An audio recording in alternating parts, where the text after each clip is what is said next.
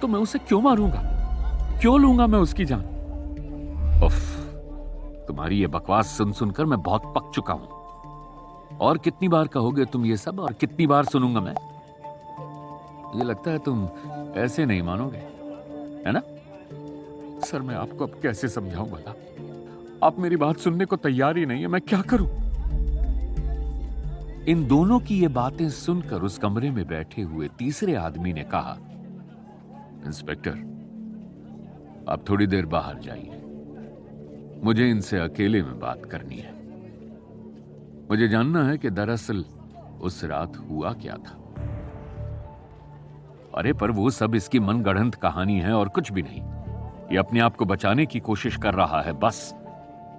तीसरे आदमी ने फिर से बोलते हुए कहा, इंस्पेक्टर प्लीज, मेरी रिक्वेस्ट है आपसे, आप प्लीज कुछ देर के लिए बाहर जाइए।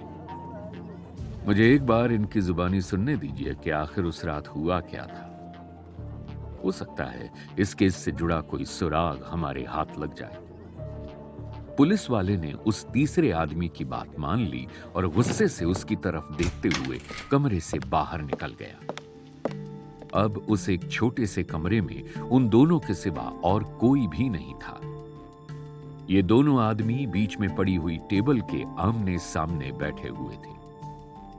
इसके बाद दोनों में फिर से बातचीत होने लगी। हाँ तो शुभम, अब बोलो तुम के क्या हुआ था उस रात? तुम्हारी मुलाकात कैसे हुई थी उस क्या नाम था उस आदमी का? अरविंद सर, अरविंद नाम था उसका। हाँ अरविंद। तो क्या हुआ था उस रात? मुझे सब कुछ डिटेल में बताओ। जी सर, मैं आपको सब कुछ सच सच बताता हूं। कुछ दिन पहले रात 11:30 बजे मैं अपना ऑफिस का काम खत्म करके अपने घर लौट रहा था। उस रात सर्दी बहुत थी, जिसकी वजह से सड़क पर कोहरा ही कोहरा नजर आ रहा था। वो रात अमावस की भी रात थी, इसलिए उस रात चारों तरफ काफी ज्यादा अंधेरा था। गाड़ी की हेडलाइट चालू करने के बाद भी मुझे कुछ भी सड़क पर साफ साफ नजर नहीं आ रहा था, इसलिए मैं बहुत कम स्पीड पर गाड़ी चला रहा था ताकि मेरे साथ कोई हादसा ना हो जाए। लेकिन फिर भी मेरे साथ एक हादसा होकर ही रहा। आधे रास्ते जाकर मैंने देखा कि दूर सड़क पर एक आदमी हाथ हिला रहा है।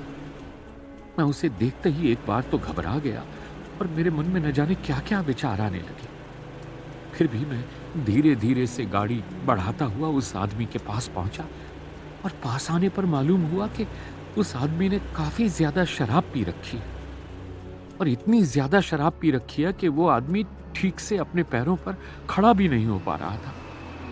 फिर उस आदमी ने मेरे पास आकर कहा, भाई साहब, क्या आप प्लीज मुझे आगे तक छोड़ देंगे? असल में मैंने बहुत ज़्यादा पी लिया है और मुझे यहाँ पर कोई लिफ्ट भी नहीं दे रहा है, तो प्लीज़ भाई साहब, प्लीज़ मुझे बस आगे तक छोड़ दो। वैसे भी मेरी तबीयत कुछ ठीक नहीं लग रही है।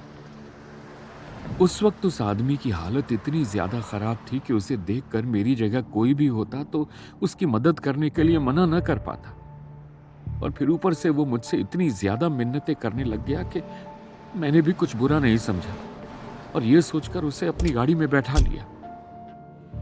नशे में है, कहीं सड़क पर किसी चीज के नीचे आकर मरवर गया तो बेचारे की फैमिली का क्या होगा। इतना कुछ सोचकर मैंने भी गाड़ी आगे बढ़ा दी। इसके बाद काफी दूर तक वो बस खामोश ही बैठा रहा और कुछ सोचता रहा। उस वक्त उसे देखकर ऐसा लगता था कि जैसे वो किसी परेशानी में है, कोई चीज है जो उसे खाए जा रही है, यानी उसे परेशान कर रही है। और उसकी यही हालत देखकर मैंने उससे सवाल किया और कहा, तुम्हें कोई परेशानी तो नहीं है?